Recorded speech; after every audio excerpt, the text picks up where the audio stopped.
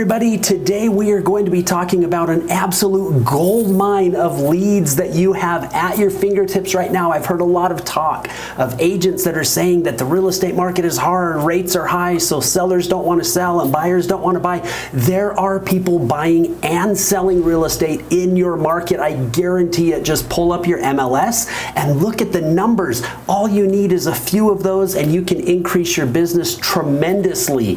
I'm specifically focusing on this today because I was on a forum. I like to participate in a lot of groups and chats and forums relating to real estate. And an agent asked a question and basically said, the market's hard, I'm frustrated, what should I do? And there were no less than 3 or 4 people that said, get out of the market and get a job. And I was shocked. Real estate for me has been such a blessing in my life, a flexible schedule, a good income. And sure, it's hard at times. I survived the 2008 crash. I'm doing great in this current marketplace. You can too. Ignore all of the haters and the naysayers. Let's focus on getting you some leads. I'm Micah Olson. I am your YouTubing real estate agent and coach. I've coached somewhere between 400 to 500 agents over the last 22 years, and I make videos for people just like you to help you thrive, to help you enrich your lives through real estate. Today we're going to talk about a really simple concept. It'll take a little bit of work to get set up, and there's a few technology tools that I'm going to go over that will help with this. But we're talking about working with your sphere of influence. A lot of people call it your SOI. I'm going to group past clients in there and just people that we know around us, basically people that you know and have interacted with in the past. As I'm talking about this, I'm going to mention a technology tool called HomeBot. Most agents have probably heard about this already. A few years back, it was a little bit less well known. I think I spend around $25, $30 a month on this tool. You can do this without HomeBot. I just like it because of the tracking and the behavioral analytics that come along with it. I get an email once a week that says, here's my top users of HomeBot, and it shows me what people have done and who's checking their value and who's giving indications that they might be thinking of selling a house or buying a house. And so I like to use that tool on the back end just so that I have a way to watch the behavior of clients that I'm putting into this system. But basically what we're going to be talking about doing is taking everybody that we have, figuring out where they live if you don't already have that. A lot of your past clients and things, obviously you will have their address. We're going to run a simple valuation on their property.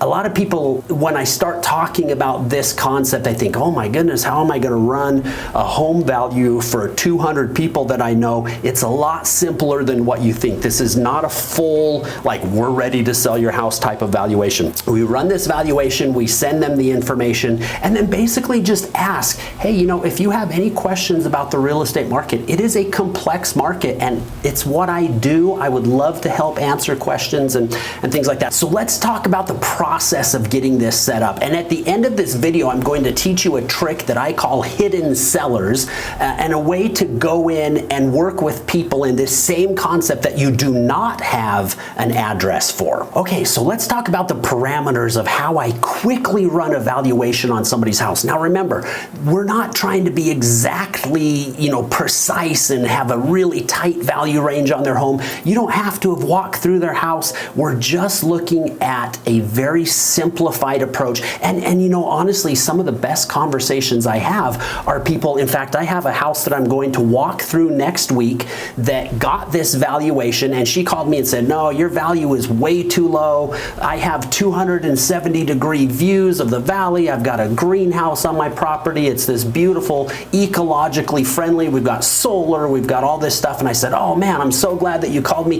The valuations that I run are in large part automated numbers, and I would love to fine tune this for you. Can I come and walk through your house? And she said yes, and they're thinking of selling in the next few months. So anyways, sometimes when you have a value that's off, you'll get more of a response from homeowners than you would What if you get their value right on? So basically what I did is I created a formula. The reason I documented this was because I hire a virtual assistant to do this part for me.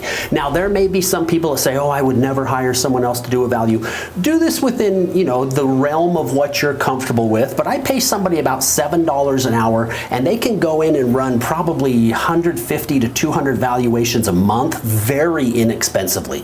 If you're working with a smaller database, or if you have the time on your hands, especially, you know, in seasons where there's little less business going on, you may be able to do this yourself. But I wanted to create an easy checklist of do this and this and this and this and this and see what the value is and send me the range. So I use my local MLS site. Anybody watching this video, you should have access to something like that. In my MLS, I'm able to save a search that I want to do. And so rather than having a full search where you can do everything from zoning and subdivisions and all of that type of thing, I've just put certain criteria down that I then go and fill in according to the data sets that I have. So I pull up this preset search. Very first thing I want to do for this, I am only looking at sold properties. I don't care about under contracts. I don't care about actives. Again, I am not trying to figure out if I were to list your home today, what would I list it for? I just want a simple historical value of what homes have sold for. So I'm only using sold data. I then go in and put in the type of property, single family house, condo, townhome, twin home, you know,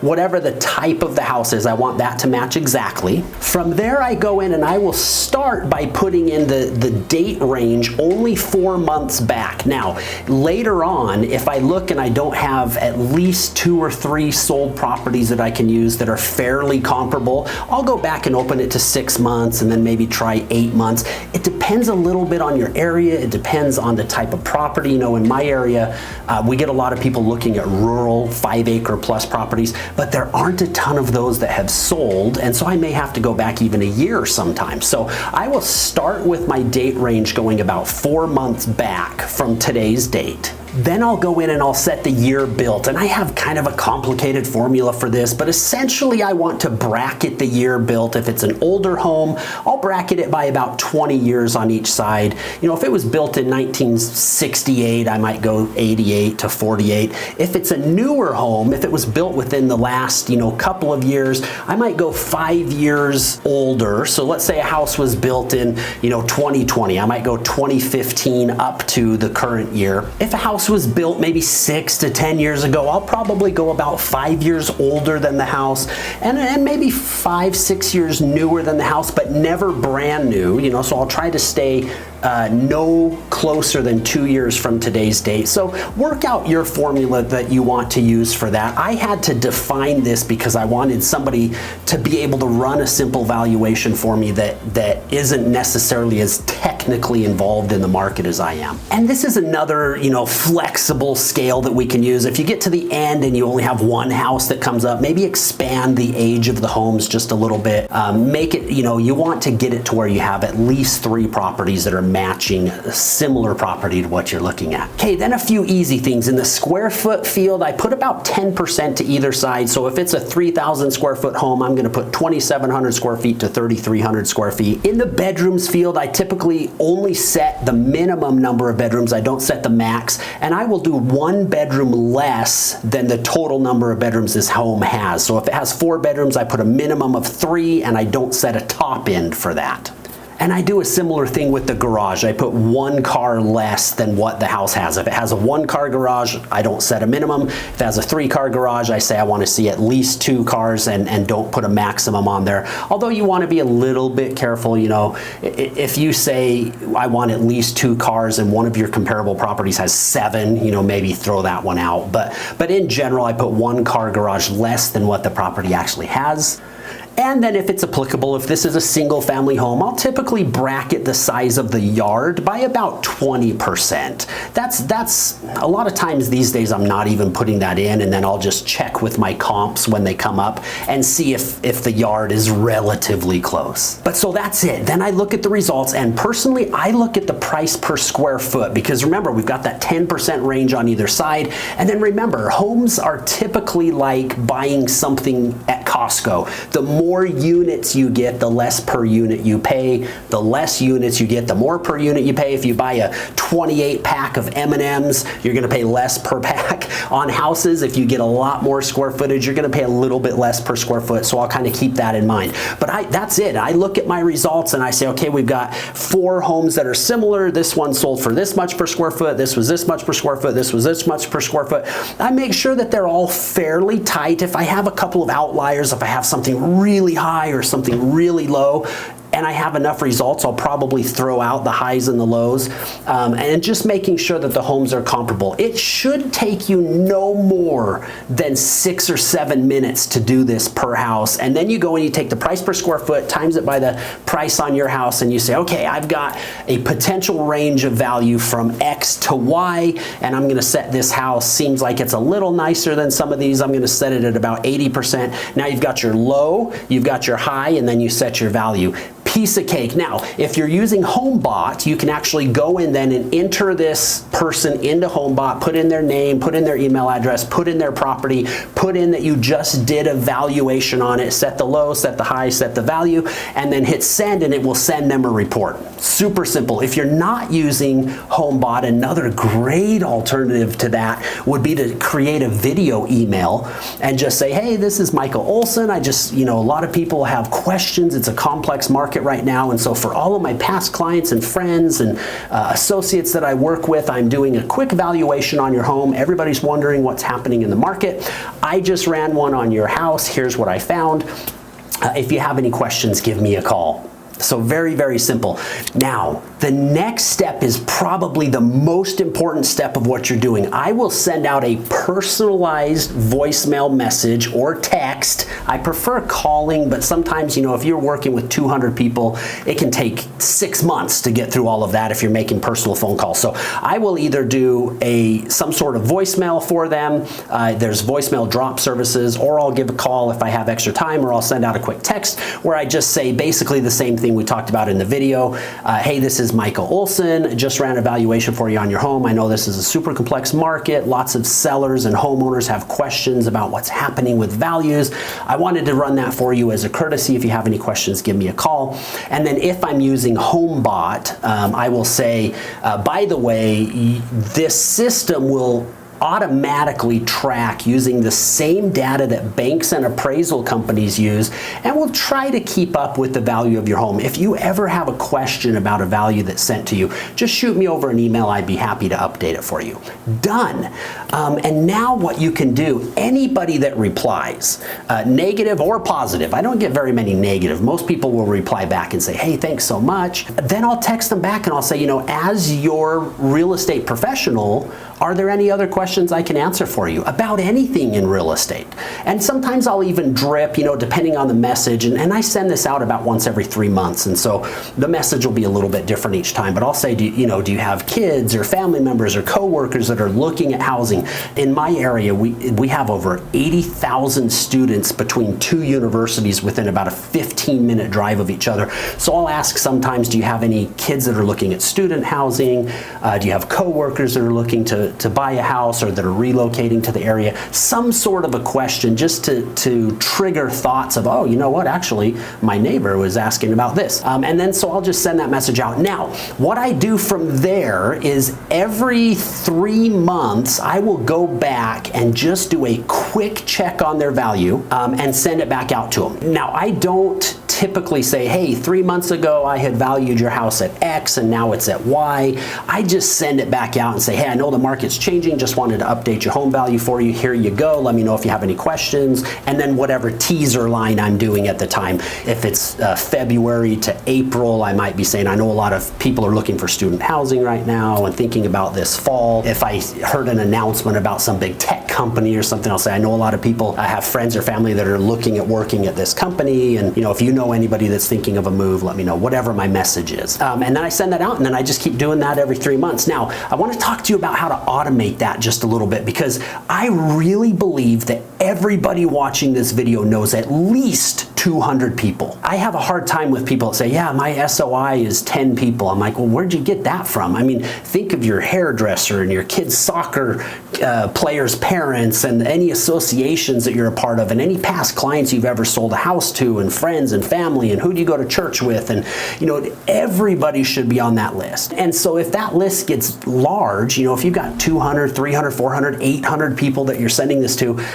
this might sound overwhelming, but it is such a great source of business. You need to do it. And so I look for technology that I can use to make it easier and people that I can use to make it easier. And so I've hired a virtual assistant that does a lot of this, and they'll literally go in every 3 months and update the values, give a simple value. I've sent them that criteria, and if anything's really off, if they look at it and they're like, holy cow, I just valued this house at X, but last time it was at Y, they alert me and they say, hey Micah, take a look at this one. And every few days I'll get a couple that I need to look at, and I'll say, oh, okay, this is why this happened, and I'll coach them a little bit and they get better and better.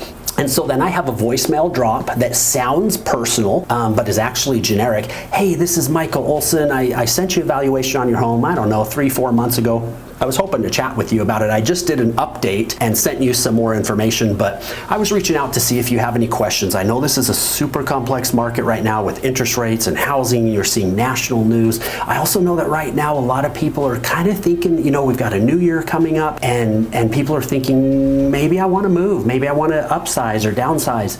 So if you have any questions at all, please don't hesitate to give me a call. I would love to chat with you and help you answer any questions, set a roadmap for any future plans that you have. And then that's it. That's the email, the voicemail, and that goes out to everybody automated. My CRM, I can actually just create a smart plan that says a simple value that we launch after their value has been updated, and it will automatically drop that voicemail, and then it'll send a text, which I like to do, that says, hey, I just sent you, and the text you can actually personalize with a merge field. Hey John, I just left you a voicemail. I was hoping to chat. I did an updated home valuation for you. Hope you guys are doing great. Let me know if you have any questions. And so they get the updated value, they get the voicemail drop, they get the text, and then I have all of my people on other communication as well. Events that we do 4 events per year, which I will do a video about events.